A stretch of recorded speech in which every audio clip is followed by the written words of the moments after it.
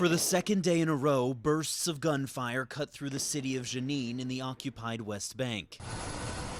Israeli soldiers and border police are raiding the northern West Bank in one of the largest operations in years, triggering clashes with Palestinian militants who are deeply embedded here. Israeli forces have killed at least 16 people in 48 hours, according to health officials. Israel says 16 were militants. Palestinian militant groups said just 8 of their fighters had been killed.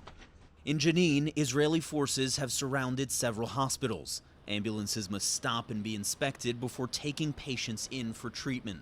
Markets and bustling downtown streets have been turned into a ghost town, one where streets, water, and electrical lines will need to be repaired. This is the aftermath of an Israeli military operation in the city of Jenin. Streets torn up by those D9 bulldozers, and we've seen scenes like this across this city. Those bulldozers, as well as armored Israeli military vehicles, came rolling down this street. Clashes with gunmen, we're told, ensued.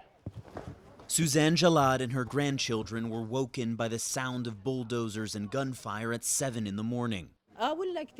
It was loud, very loud. Everybody was terrified. She says this Israeli operation is different from the regular raids the city has grown used to. They want to take revenge, she says. From who, I ask? From the resistance. We stand with the resistance, and hopefully we will stay standing and steadfast. Israel says it is targeting militant groups who have mounted dozens of attacks against its soldiers and civilians.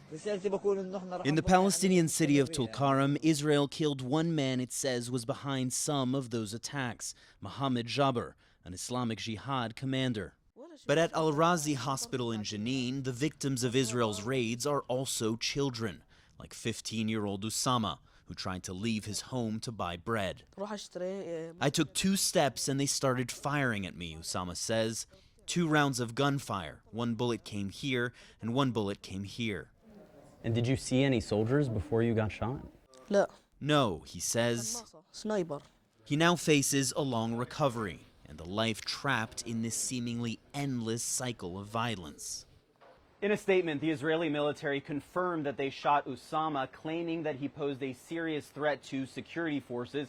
They also said that they coordinated his evacuation to a hospital with the local Palestinian ambulance service. Despite making such a serious allegation against him, Israeli authorities have not arrested him. Jeremy Diamond, CNN, Tel Aviv.